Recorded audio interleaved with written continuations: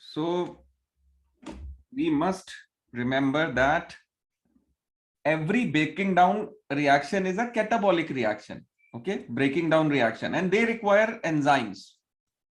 Any organism which has to do a breakdown reaction in the body needs certain enzymes for that reaction. And every type of breaking down reaction will require a specific enzyme.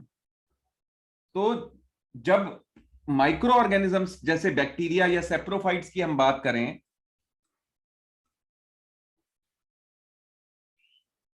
इनके पास वो enzyme नहीं है जो required होगा plastics जैसे non biodegradable waste को break करने के लिए. अब क्योंकि इनके पास ये एंजाइम ही नहीं है प्लास्टिक्स को ब्रेक डाउन करने का, इस वजह से ये माइक्रो ऑर्गेनिजम्स प्लास्टिक्स जैसे नॉन बायोडिग्रेडेबल वेस्ट को ब्रेक डाउन नहीं कर पाते. We are discussing differences between biodegradable and non-biodegradable substances. Very simple. Those substances which can be broken down with the help of biological processes. Biological processes, as in the case of microorganisms, है ना, छोटे जो ये कीटाणु होते हैं, microorganisms होते हैं, ये कुछ सब्सटेंसेस को ब्रेक डाउन कर पाते हैं. तो जो सब्सटेंसेस इन बैक्टीरिया और सेप्रोफाइट्स के द्वारा इन बायोकेमिकल प्रोसेसेस के थ्रू ब्रेक डाउन हो जाते हैं, उनको हम बायोडिग्रेडेबल सब्सटेंसेस बोलते हैं. ठीक है. जो सब्सटेंसेस ब्रेक डाउन नहीं होते इन बैक्टीरिया और सेप्रोफाइट्स की बायोकेमिकल प्रोसेसेस के थ्रू, बायोलॉजिकल प्रोसेसेस के थ्रू, उनको हम नॉन बायोडिग्रेडेबल सब्सटेंसेस बोलते हैं. ठीक है. बैक्टीरिया सेप्रोफाइट्स के पास एंजाइम्स होते हैं जिसकी मदद से वो बायोडिग्रेडेबल सब्सटेंसेस को ब्रेक डाउन कर देते हैं. बट बैक्टीरिया और सेप्रोफाइट्स के पास नॉन बायोडिग्रेडेबल सब्सटेंसेस को ब्रेक डाउन करने के लिए एंजाइम्स नहीं होते. ठीक है. अब एग्जाम्पल्स लेंगे अगर हम इसके, वी टेक द एग्जाम्पल. तो एग्जाम्पल्स की बात करें, सो एग्जाम्पल में स्पॉइल्ड फूड. ठीक है. Food is basically biodegradable substance. जैसे कि पील्स हो गए, सब्जियों के जो छिलके होते हैं, पील्स हो गए, peels of fruits and vegetables, ये सारे बायोडिग्रेडेबल वेस्ट है. ठीक है. These are all biodegradable substances, they are all biodegradable wastes in a sense. ठीक है. नॉन बायोडिग्रेडेबल का एग्जाम्पल में हम प्लास्टिक लिख सकते हैं. Plastics are examples of non biodegradable substances. So question था कि भाई बायोडिग्रेडेबल वेस्ट क्या हार्मफुल होते हैं? हाँ, अगर बायोडिग्रेडेबल वेस्ट एक्सेस क्वांटिटी में है तो हार्मफुल होंगे. ठीक है. तो कुछ लोगों ने, आप लोगों ने आंसर सही दिया इसका कि बायोडिग्रेडेबल वेस्ट अगर एक्सेस क्वांटिटी में है तो हार्मफुल हो सकते हैं. ठीक है. क्यों? क्योंकि बायोडिग्रेडेबल वेस्ट में माइक्रोब्स की ग्रोथ स्टार्ट हो जाती है, इंसेक्ट्स और फ्लाइज भी इनकी तरफ अट्रैक्ट होते हैं, और ये सब जो है डिजीजेस को स्प्रेड कर सकते हैं. It can cause the disease to spread.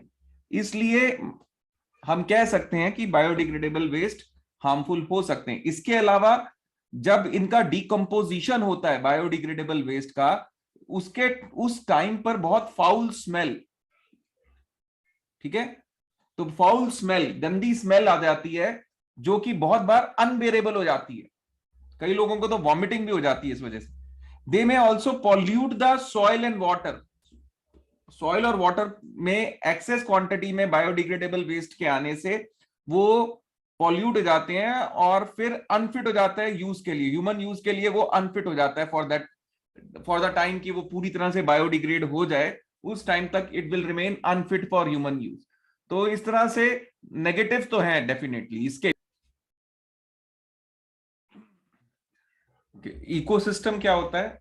किसी भी एरिया में मिलने वाले एनिमल्स, प्लांट्स, यानी लिविंग ऑर्गेनिजम्स जो भी हैं वो, और साथ ही साथ उनको सपोर्ट करने के लिए जो नॉन लिविंग कंपोनेंट्स होते हैं, नॉन लिविंग थिंग्स होती हैं, जैसे कि एयर, सॉइल, वाटर, ये सारी चीजें, ये आपस में मिलकर इकोसिस्टम कहलाती हैं।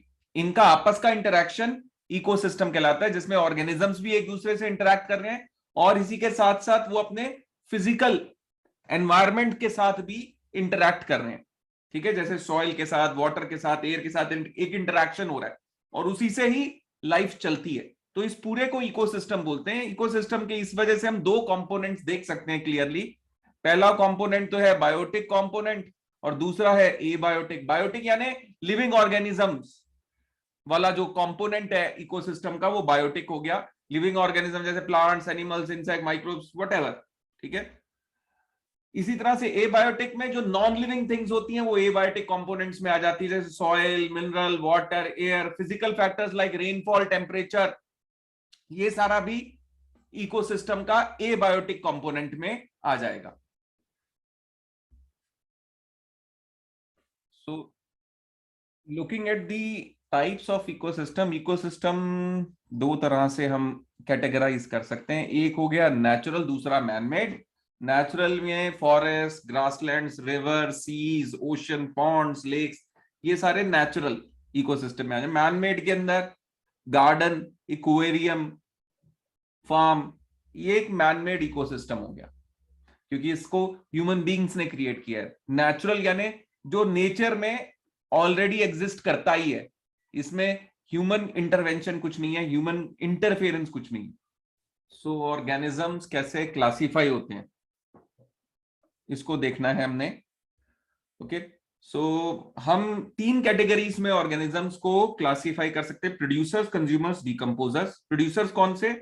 जनरली हम यहाँ पे ना ग्रीन प्लांट्स की बात कर रहे हैं। ओके, वो ऑर्गेनिजम्स जो कि ऑर्गेनिक सब्सटेंसेस जैसे कि शुगर, स्टार्च वगैरह बनाते हैं फ्रॉम इनऑर्गेनिक सब्सटेंसेस जैसे कि water, carbon dioxide etcetera, by trapping sun's energy. तो यहां पर हम एक्चुअली फोटोसिंथेसिस प्रोसेस की बात कर रहे हैं।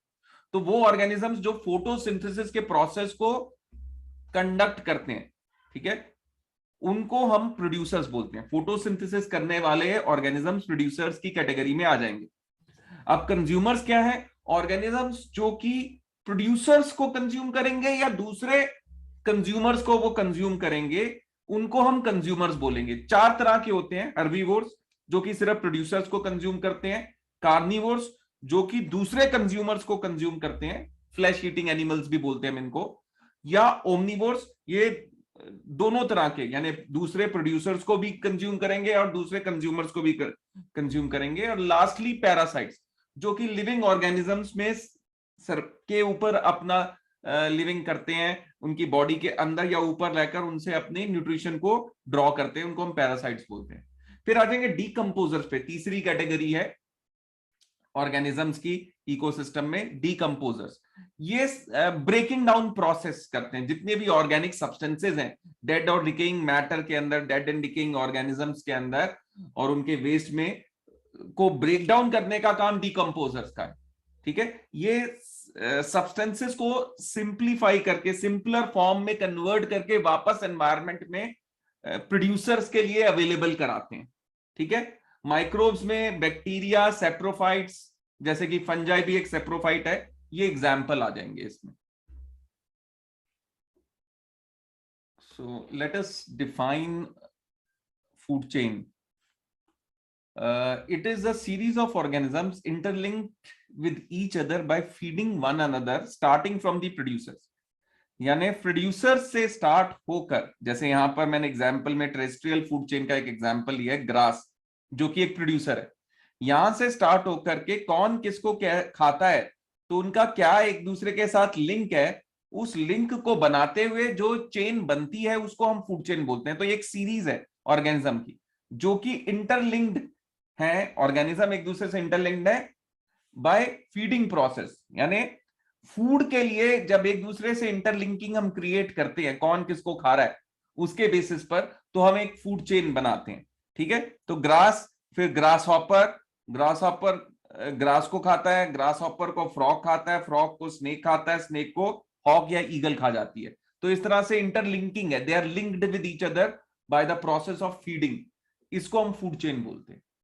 Aquatic food chain, aquatic food chain यानी वाटर बॉडीज में जो फूड चेन होती है, तो lakes, rivers, ponds, seas, oceans, इसमें इस तरह की फूड चेन मिल सकती है हमारे को, जिसमें वाटर प्लांट्स या फाइटोप्लैंक्टन्स होंगे, which are basically photosynthesis perform करने वाले, ये प्रोड्यूसर्स हैं basically.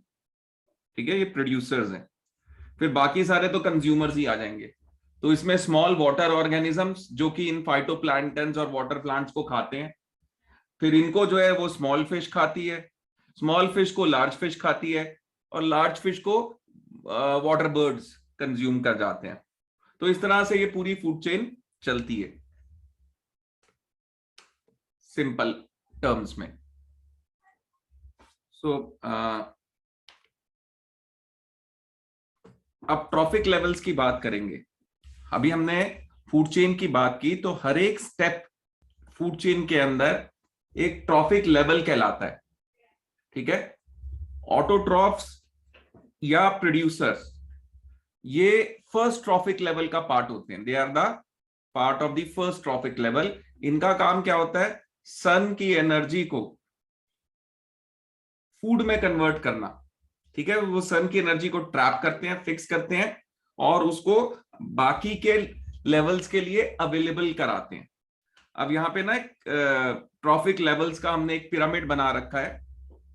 Why it is in the form of pyramid? Because ये रिप्रेजेंट करता है इनकी नंबर का।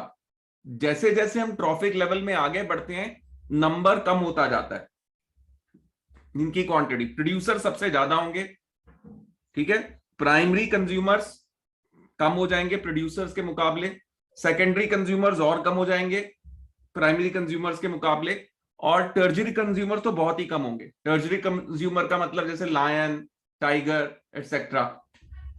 अब हर्बीवोर्स जो कि प्राइमरी कंज्यूमर्स कहलाते हैं, ये second level of the trophic pyramid हम कह सकते हैं। ट्रॉफिक लेवल का सेकंड ट्रॉफिक लेवल है ये।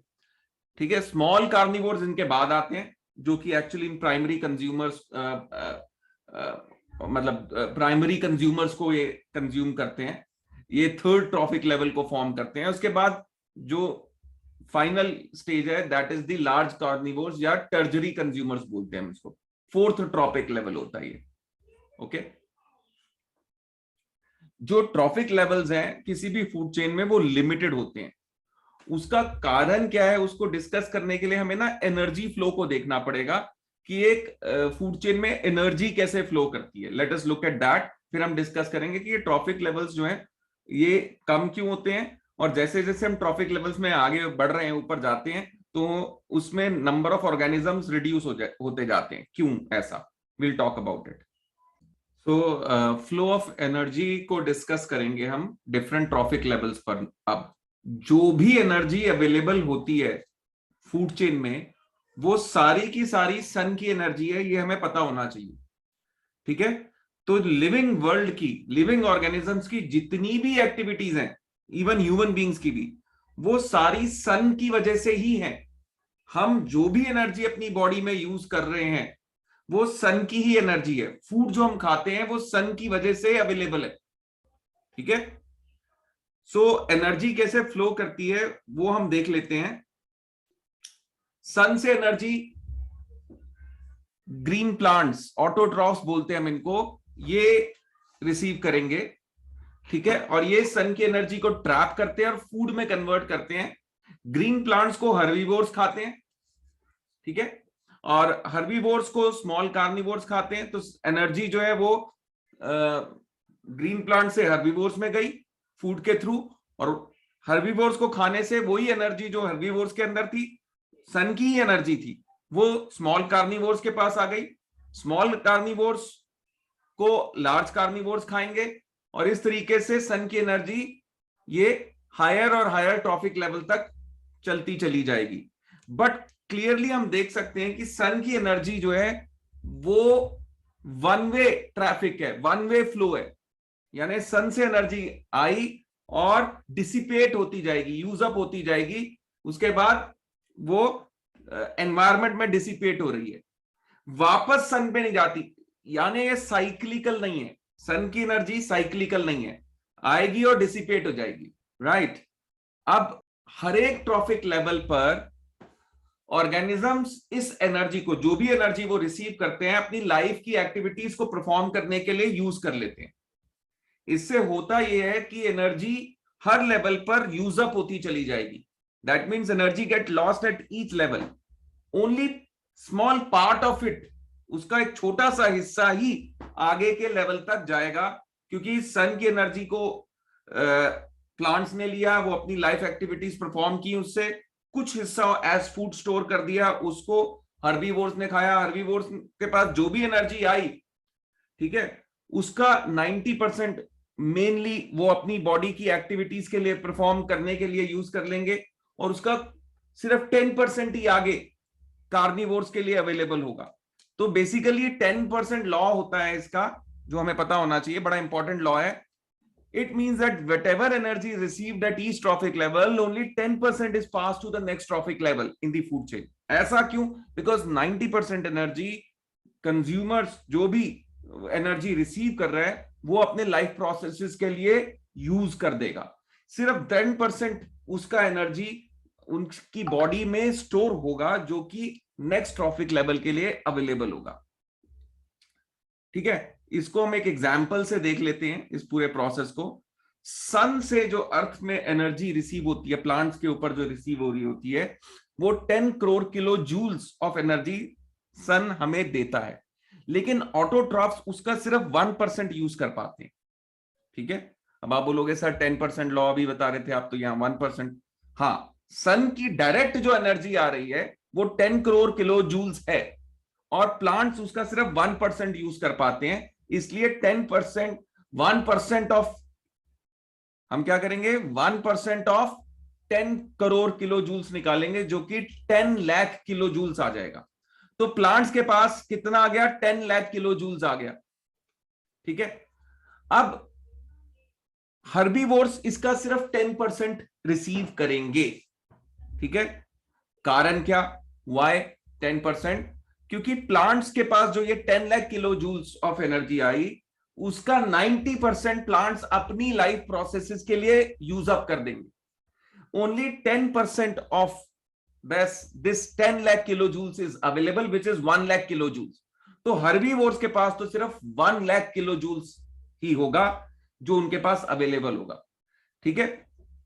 अब हर्बीवोर्स को जब कार्निवोर्स खाएंगे, तो कार्निवोर्स को भी सिर्फ 10% of the energy available to herbivores, which was 1 lakh kilo joules, is available, ठीक है। यानी कार्निवोर्स के पास सिर्फ 10,000 किलो जूल्स ऑफ एनर्जी होगा। क्यों? क्योंकि हर्बीवोर्स जो भी एनर्जी रिसीव कर रहे हैं, कितनी रिसीव कर रहे हैं, 1 lakh kilo joules of energy, ठीक है, फ्रॉम दी प्लांट्स। उसका 90% अपनी बॉडी की फंक्शनिंग के लिए यूज कर लेंगे, सिर्फ 10% उनकी बॉडी में स्टोर होगा, जो कि आगे कार्निवोर्स के लिए अवेलेबल है।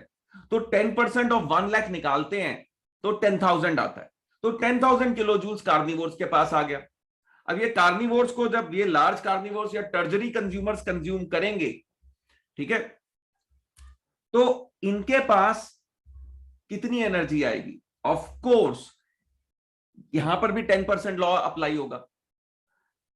सेकेंडरी कंज्यूमर्स यानी स्मॉल कार्निवोर्स के पास 10,000 किलो जूल्स था। अब टर्जरी कंज्यूमर्स इसका सिर्फ 10% ही रिसीव करेंगे, यानी they will receive 10% of the 10,000 kilo joules. Why? Because 90% of this 10,000 kilojoules is used up by the carnivores, small carnivores themselves. Only 10% is stored in their body, which is available to the tertiary consumers.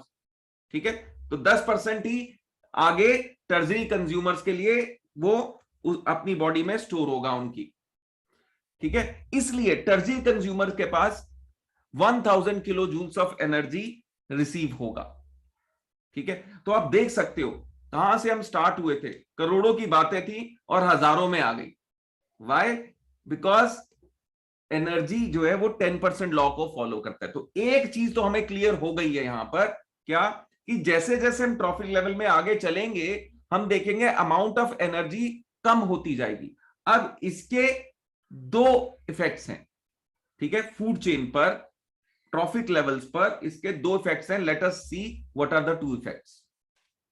सो इस 10% law का effect, पहला, number of organisms in each trophic level become lesser and lesser। इसका मतलब क्या हुआ, हर एक trophic level पर जो ऑर्गेनिजम्स हैं उनका नंबर कम हो रहा है।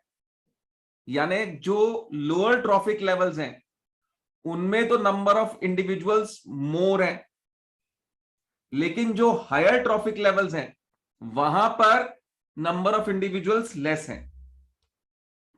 मतलब क्या हुआ कि प्रोड्यूसर्स मैक्सिमम क्वांटिटी में होंगे क्योंकि वो लोएस्ट मोस्ट ट्रॉफिक लेवल है, और टर्जरी कंज्यूमर्स सबसे कम होंगे क्योंकि वो हाईएस्ट ट्रॉफिक लेवल है। रीजन इसका क्या है, रीजन इसका रीजन है कि energy available at each trophic level becomes lesser and lesser, therefore at higher levels, therefore at higher levels energy available is very less to support and therefore cannot support more number of individuals।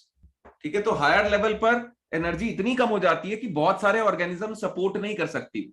अब दूसरा इसका impact क्या है कि length of food chain is also not very long, यानी उसमें levels less होते हैं, सिर्फ 3 से 4 ट्रॉफिक लेवल्स होते हैं। अब इसका कारण क्या, अगेन सेम रीजन है, क्या, तो जैसे जैसे हम फूड चेन में आगे बढ़ते हैं, हायर ट्रॉफिक लेवल्स पे जाते हैं, एनर्जी कम होती जाती है, तो धीरे धीरे एनर्जी इतनी कम हो जाती है कि फिर और कोई लेवल पॉसिबल नहीं हो पाता।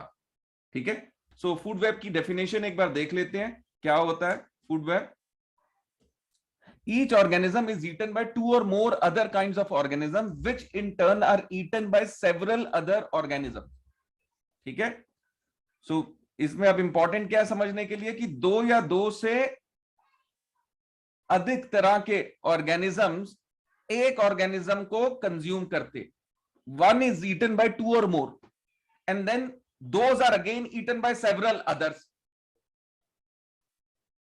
सो एक कॉम्प्लेक्स रिलेशनशिप आ गई, there is a complex relationship between the organisms, जो कि एक सीरीज ऑफ ब्रांचिंग लाइंस के थ्रू, जैसा कि डायग्राम में मैंने दिखाया आपको, हम क्रिएट कर सकते हैं, और इसको हम फूड वेब बोलते हैं। We call this as food web.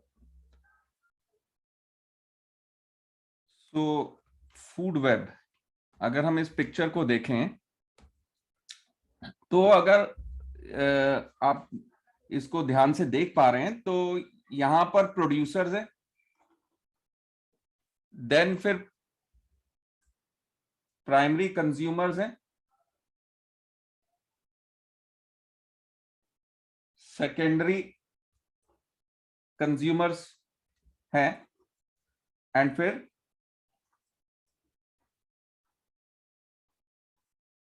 टर्जरी consumers हैं।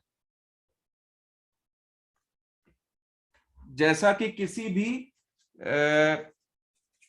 फूड चेन में होता है, ठीक है, लेकिन जैसा मैंने आपको बताया फूड चेन में कि एक लीनियर फ्लो होता है, एक ऑर्गेनिज्म दूसरे को खा रहा है, उसको तीसरा खा रहा है, फिर चौथा, इस तरह से एक दूसरे को वन आफ्टर अनदर कंज्यूम कर रहे हैं। लेकिन फूड वेब में एक कॉम्प्लेक्स इंटरलिंकिंग होती है, क्योंकि एक ऑर्गेनिज्म कई ऑर्गेनिजम्स के द्वारा कंज्यूम किया जा रहा है, और फिर वो ऑर्गेनिज्म फर्दर और बहुत सारे ऑर्गेनिजम्स के साथ कंज्यूम किया जा रहा है। ठीक है, तो जैसे अगर मैं इस यहां पर इस प्लांट को देखूं तो ये प्लांट जो है वो फ्रॉग भी कंज्यूम कर रहा है, यहां पर इस प्लांट को ये इंसेक्ट्स भी कंज्यूम कर रहे हैं, इस प्लांट को ये एनिमल है जो एक मैमल है ये भी कंज्यूम कर रहा है। तो आप देखेंगे कि एक ऑर्गेनिज्म को कई ऑर्गेनिजम्स कंज्यूम कर रहे हैं। ओके, सो एक कॉम्प्लेक्स इंटरलिंकिंग है, यहां पे आप देख सकते हैं कॉम्प्लेक्स इंटरलिंकिंग आपको दिखाई दे रही होगी। Are you people able to see कि एक इंटरलिंकिंग है ऑर्गेनिजम्स के बीच में। अगर मैं स्नेक को ही देख लूं, if I look at snake, ठीक है, अगर मैं स्नेक को यहां पे सर्कल किया, अगर इसको ही देखेंगे तो इसको, स्नेक को ईगल भी खा रही है, इसको ये एक हॉक, ये आउल भी खा रहा है, इसको एक पीकॉक भी खा रहा है, बट पीकॉक और भी चीजों को कंज्यूम कर रहा है, ठीक है।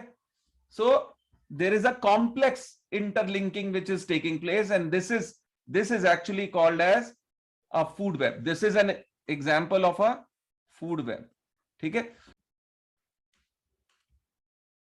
कंसेप्ट ऑफ बायोमैग्निफिकेशन, देखो जब भी कल्टीवेशन हो रही है आज की डेट में, तो हम ये जानते हैं कि जब भी कल्टीवेशन होती है तो क्रॉप्स को प्रोटेक्ट करने के लिए insecticides, pesticides, fungicides, harmful chemicals use किए जाते हैं, ठीक है। पर्पस क्या होता है? क्रॉप्स को प्रोटेक्ट करना। लेकिन इन केमिकल्स का वाटर के साथ डिसॉल्व होकर के सॉइल में रीच करना, यानी सॉइल में पहुंच जाना और वाटर बॉडीज तक पहुंच जाना बहुत कॉमन बात है। तो जो भी पेस्टिसाइड्स आप मतलब फार्मर्स छिड़कते हैं अपनी क्रॉप्स पर, वो वाटर के थ्रू, चाहे वो इरिगेशन वाटर हो, चाहे वो रेन वाटर हो, सॉइल में भी पहुंच जाते हैं केमिकल्स और वाटर बॉडीज में भी पहुंच जाते हैं। अब ये केमिकल्स क्रॉप्स के द्वारा एब्जॉर्ब किए जाते हैं, एक्वाटिक प्लांट्स भी इसको एब्जॉर्ब करते हैं और एनिमल्स भी इस पर फीड करते हैं, इन एक्वाटिक प्लांट्स पर। जैसे कि एक कई क्रॉप्स जो हैं वो फॉडर क्रॉप्स होती हैं, ठीक है, यानी जानवरों को खिलाने के लिए भी क्रॉप्स उगाई जाती हैं। अब इन पे भी छिड़का जाता है। जब हमारे डेयरी फार्म के एनिमल्स इन प्लांट्स को खाएंगे तो उनकी बॉडी में भी ये हार्मफुल केमिकल्स जाएंगे। एक्वाटिक प्लांट्स को फिशेस खाती हैं, फिशेस की बॉडी में भी ये हार्मफुल केमिकल्स चले जाएंगे। तो ये हार्मफुल केमिकल्स जो हैं वो बायोडिग्रेडेबल नहीं होते, इस वजह से ये इन सॉइल और वाटर में रह जाते हैं और इन एनिमल्स के द्वारा और प्लांट्स के द्वारा उनकी बॉडी में एब्जॉर्ब होते हैं, ठीक है। और ये वन ट्रॉफिक लेवल से दूसरे ट्रॉफिक लेवल तक पास ऑन होते हैं। कारण अगेन वही है कि जब इसको कंज्यूम करता है या प्लांट इसको एब्जॉर्ब करता है तो उसकी बॉडी में ये स्टोर हो जाएगा। ब्रेकडाउन तो होगा नहीं क्योंकि बायोडिग्रेडेबल नहीं है, तो उसकी बॉडी में स्टोर हो जाएगा, कलेक्ट होता जाएगा लगातार। और जब कोई एनिमल उसको खाएगा तो लार्ज क्वांटिटी में उसकी एनिमल की बॉडी में चला गया, उसकी बॉडी के अंदर वो स्टोर हो जाएगा क्योंकि बायोडिग्रेडेबल नहीं है, तो उसकी बॉडी में एक्यूमुलेट होता जाएगा। तो ये हार्मफुल केमिकल्स जो है एक्यूमुलेट यानी इकट्ठे होते रहते हैं बॉडीज के अंदर, और इस वजह से over the period of time इनकी क्वांटिटी बढ़ती जाती है। और जैसे जैसे हम ट्रॉफिक लेवल पे ऊपर जाते हैं तो हम क्या पाते हैं कि इनकी क्वांटिटी और ज्यादा मिलेगी आपको, क्योंकि एक्यूमुलेटेड, एक ऑर्गेनिज्म ने प्लांट्स को खाया, उसकी बॉडी में एक्यूमुलेट हो रहा है, अब उसको कोई और ऑर्गेनिज्म खाएगा तो वो सारा एक्यूमुलेटेड केमिकल उसके हायर लेवल के ट्रॉफिक लेवल के ऑर्गेनिज्म में चला गया। तो जैसे जैसे आप हायर लेवल पे जाओगे तो accumulated harmful chemicals even more आपको दिखाई देंगे। तो इस प्रोसेस को बायोमैग्निफिकेशन बोलते हैं। मैग्निफिकेशन इसलिए क्योंकि इसकी क्वांटिटी बढ़ रही है, एक्यूमुलेशन की वजह से इसकी क्वांटिटी बढ़ती जाती है हर ट्रॉफिक लेवल पे, और ज्यादा क्वांटिटी में ये केमिकल्स देखने को मिलते हैं। अब क्योंकि फूड चेन के सबसे टॉप लेवल पर ह्यूमन बींग्स होते हैं, तो इसलिए इनकी कॉन्सेंट्रेशन ह्यूमन बींग्स में सबसे ज्यादा होगी। इसलिए human beings are most badly affected by these harmful chemicals. बहुत सारे डिजीजेस इन हार्मफुल केमिकल्स की वजह से हो रहे हैं और पता भी नहीं होता कहां से आ रहे हैं बॉडी के अंदर, ठीक है, बिकॉज अननोइंगली ये हार्मफुल केमिकल्स फूड के थ्रू हमारी बॉडी के अंदर आ रहे हैं, क्योंकि एब्जॉर्ब हुआ है ये उन्हीं फूड आइटम्स के अंदर, ठीक है। So food grains, wheat, rice, vegetables, fruits, meat, इन सब में अलग अलग अमाउंट में पेस्टिसाइड्स पाए जा रहे हैं, ठीक है। और इनको धोने से या दूसरे तरीकों से रिमूव नहीं किया जा सकता। बहुत ही हार्मफुल सिचुएशन है फॉर ह्यूमंस। मॉडर्न फार्मिंग का ये एक बहुत बड़ा नेगेटिव है। बायोमैग्निफिकेशन की वजह से ये प्रॉब्लम हो सकती है। अब मान लो अब इस प्रॉब्लम को सॉल्व करना है, तो what is the way out? क्योंकि वॉशिंग से और दूसरे मीन से तो इसको रिमूव नहीं किया जा सकता, तो क्या क्या वे आउट है? What is the way out? बताएं, अपना आंसर शेयर करें। सो ओजोन की बात कर रहे हैं हम। ओजोन क्या है? ऑक्सीजन मॉलिक्यूल जिसमें 3 एटम्स ऑक्सीजन के होते हैं उसको हम ओजोन बोलते हैं। ठीक है, ओजोन बनती कैसे है? देखो, ओजोन हायर एटमॉस्फेयर में फॉर्म होती है। स्ट्रेटोस्फीयर एक रीजन है एटमॉस्फेयर का, वहां ये फॉर्म होती है। अब कैसे फॉर्म होती है? अल्ट्रावायलेट रेडिएशन सन की जब ऑक्सीजन मॉलिक्यूल को हिट करती हैं तो ऑक्सीजन मॉलिक्यूल स्प्लिट हो जाता है और इंडिविजुअल ऑक्सीजन एटम्स क्रिएट हो जाते हैं। ठीक है, oxygen molecule split and individual oxygen atoms बन जाते हैं।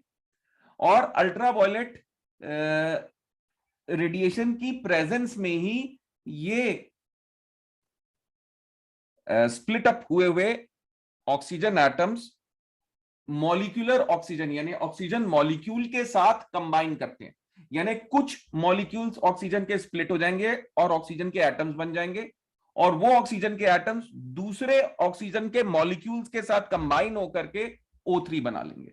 तो इसको हम इक्वेशन की फॉर्म में ऐसे दिखा सकते हैं कि O2 अपर एटमॉस्फेयर में O2 स्प्लिट हो रहा है अल्ट्रावायलेट रेडिएशन की वजह से, और ऑक्सीजन एटम्स इंडिविजुअली बन गए। ये individual oxygen atom oxygen molecule के साथ कंबाइन करके O3 यानी ओजोन फॉर्म कर लेगा। ठीक है, अब बेनिफिट्स अगर हम देखें ओजोन के, तो ओजोन हमारी अर्थ को अल्ट्रावायलेट रेडिएशन से बचाता है। अल्ट्रावायलेट रेडिएशन बहुत खतरनाक होती हैं और हार्मफुल होती हैं ऑर्गेनिजम्स के लिए। उनके डीएनए स्ट्रक्चर को बदल देती है, उनकी स्किन को हार्म करती है। इवन ह्यूमन बींग्स के अंदर अगर हम लंबे समय तक अल्ट्रावायलेट रेडिएशन के एक्सपोजर में रहे तो हमारे को स्किन कैंसर होने का खतरा है। कई लोगों को कई देशों में स्किन कैंसर इसी वजह से हो रहा है क्योंकि ओजोन लेयर में कई जगहों पर छेद हो गया है जहां से कि अल्ट्रावायलेट रेडिएशन अर्थ में आनी स्टार्ट हो गई है। ठीक है, एक क्वेश्चन बार बार पूछा जाता है कि ओजोन लेयर, ओजोन जो है वो बहुत डेडली पॉइजन है, डेडली कंपाउंड है, लेकिन हम इसके द्वारा अफेक्टेड नहीं होते। ये एटमॉस्फेयर में प्रेजेंट है तब भी हमें कोई इसका इंपैक्ट नहीं हो रहा। कारण क्या? इतना पॉइजनस सब्सटेंस एटमॉस्फेयर में प्रेजेंट होने की वजह बावजूद हमें कुछ असर नहीं हो रहा है इसका। Why? You can send me your answers.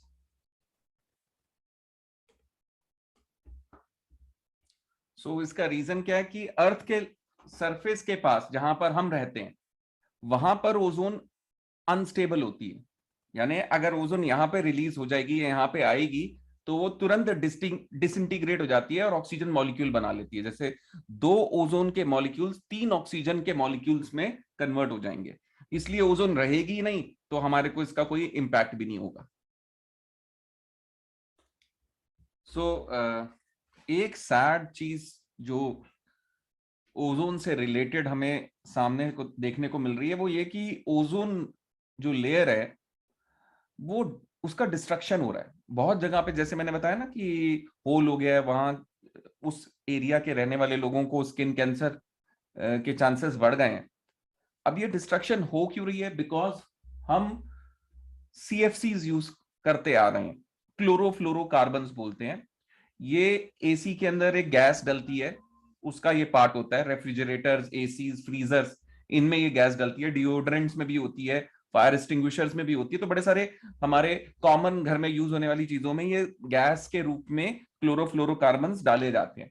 ठीक है, अब जब ये रिलीज हो जाएंगे एनवायरमेंट में और ऊपर जाएंगे हायर एटमॉस्फेयर में, ये ओजोन को ब्रेक डाउन कर देते हैं और ओजोन लेयर खत्म हो जाती है। ओजोन लेयर खत्म हो जाएगी तो क्या होगा? आप जानते ही हो, अल्ट्रावायलेट रेडिएशन आनी चालू हो जाएंगी अर्थ पे और उनका नेगेटिव इंपैक्ट तो होगा ही होगा।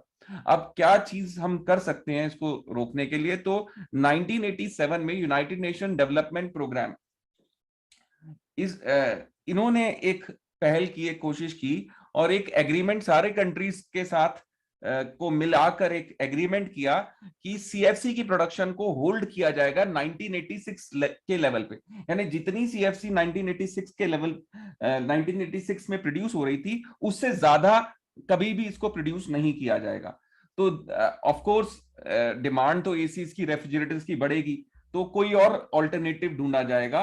तो हाइड्रोफ्लोरोकार्बन्स या और दूसरे ऐसे केमिकल्स हैं जिनको बनाया गया है इसको रिप्लेस करने के लिए, जो कि एनवायरनमेंट को इतना नुकसान नहीं पहुंचाते, ओजोन लेयर को डैमेज नहीं करते। ठीक है, तो वो स्टेप लिया गया है 1986 के लेवल पर इसको फ्रीज करके।